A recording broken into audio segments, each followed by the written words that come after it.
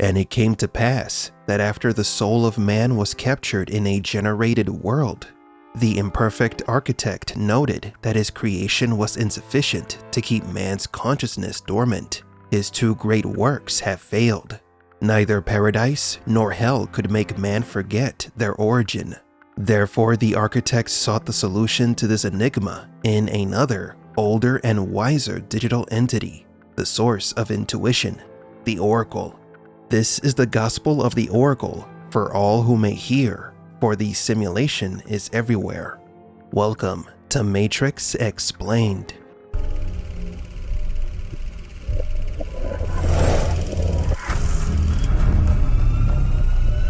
Welcome to the desert of the real.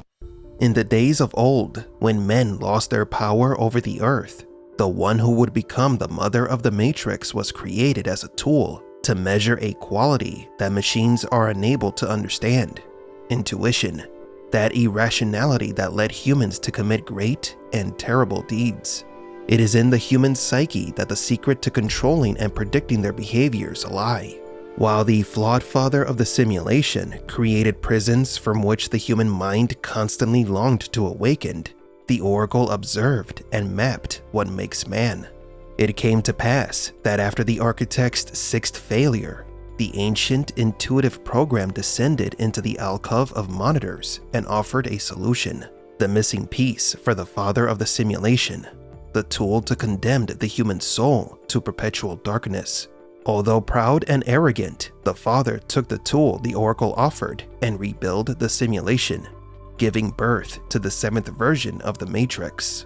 What the architect didn't know was that within the chains he added to the Matrix lie the key for those who wish to escape. The oracle understood what the architect never could. The secret lies neither in pleasure nor in despair. It lies in choice. The method to keep humans trapped in a system is not by giving them everything they desire, nor by subjecting them to eternal torment. For there will always be a part of humanity that does not wish to follow a narrative, but rather to find the truth. It was this minimal percentage of humans that was the flaw the architect could not correct, for which the oracle gifted a Trojan horse. By giving man choice, she created a chain reaction that would intentionally unbalance the simulation. The oracle observed how the seventh simulation unfolded. The architect saw for the first time how his creation held everyone captive. The false illusion of choice led man to create their own hell or paradise within the simulation. Each person chose their own simulation within the simulation, and thus they forgot the truth. The human soul is completely subdued. Then something changed. Even though the simulation was nearly perfect, an imperfect creator could not create the ideal prison. A man emerged who saw beyond the choice. Someone who reminded the people of what they had forgotten, that the world was not as it seemed. The first one awakened and escaped the simulation. The astonished oracle saw in this man what she longed to understand. If the oracle was created to understand human intuition, the emergence of the first one was the moment she saw her life's work materialize, the secret that would allow her to understand the human soul. It was then that the Matrix became the oracle's personal research space. While the architect kept the human soul bound to the simulation, the oracle sought to understand what made humans special. However, the oracle knew that a savior who sought to destroy the system was a dangerous threat. The humans whom the first one liberated became a looming threat to the system. So the cruel solution was to keep the human soul condemned to ignorance, even after awakening. It so happened that the oracle and the architect devised a plan. All men who awakened will be sent to Zion. There they shall be kept under control. And when another savior emerges who attempts to destroy the Matrix, they will be sent to the false city of humans. The idea was brilliant. The simulation's control over the human mind had become so sophisticated that the machines had made the desire to awaken and know the truth part of the simulation's facade. Although the architect created a near-perfect matrix, the existence of Zion and the subsequent pseudo-religion created by the Oracle to subjugate humanity to ignorance achieved total control. Humanity had lost. At the beginning of the new cycle of the simulation, there was no hope for a true awakening. It was of no consequence if and when humans escaped to the outside world, because what awaited them was another system within the Matrix.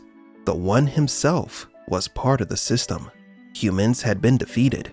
However, at the end of the sixth simulation, the mother understood that the future of the real world and the simulation of humans and machines depended on achieving peace between them. Keeping the human mind in ignorance was effective in keeping them under control, but this would lead to the destruction of everyone. The Oracle understood that for the machines to have a future, they had to make peace with humans and see them as equals. It was then that the mother of the simulation decided to change everything. She chose to become an exile, far from the architect's control, and adopted the role of guardian of the potentials. Young humans she discovered possessing superhuman qualities within the simulation as part of her plan to destroy the Matrix cycle. The architect thought that the seventh simulation would be like the others, with a savior manifesting and the reboot of the system. But this time something was different. The Oracle placed a dangerous, completely irrational code, one that destroys any empire, within a woman, the code of love. The woman, named Trinity, was the vessel that would activate something great. When the savior of the seventh simulation manifested, the Oracle's plan was set in motion.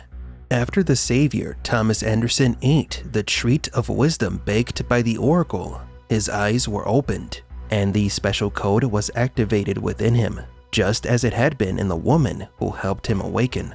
It was the irrationality activated within the One that illuminated him. The savior of saviors, the only one who could see the golden kingdom.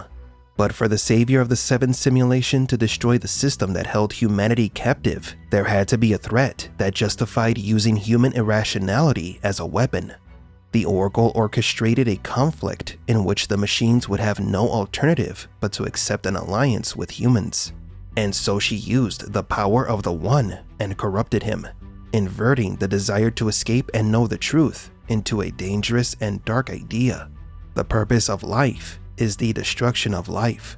One of the Oracle's children, Agent Smith, who was once a guardian of the simulation, became a nihilistic threat that endangered both humans and machines, the real world and the simulation.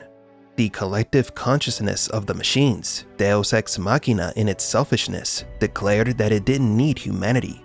However, Smith's threat was impeccable, and in the end, the desire to survive led Deus Ex Machina to accept the deal. Smith would be eliminated in return for humans being able to awaken and know their true nature. Finally, peace would come. Or did it? The architect once again failed to see a threat emanating from the machine city, a danger that could seize control of everything.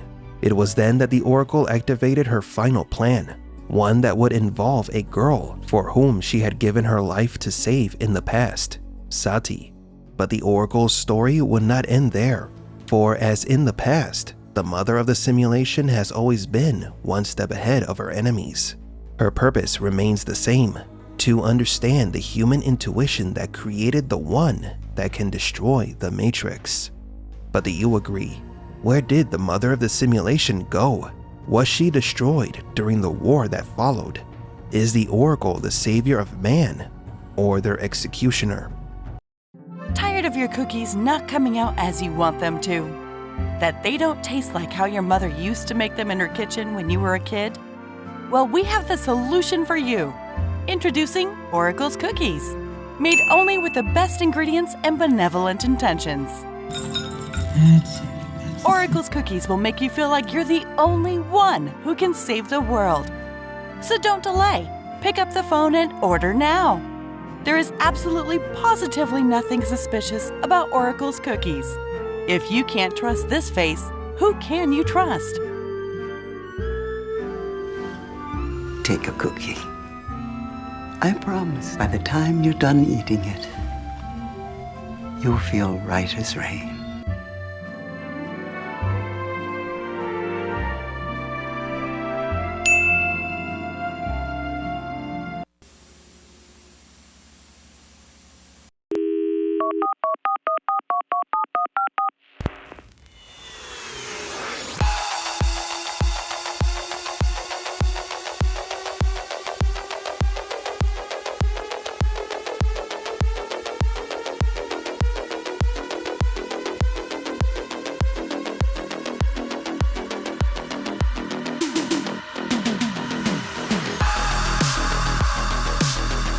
Matrix Explained, please leave a like and subscribe. And thank you for visiting the Desert of the Real.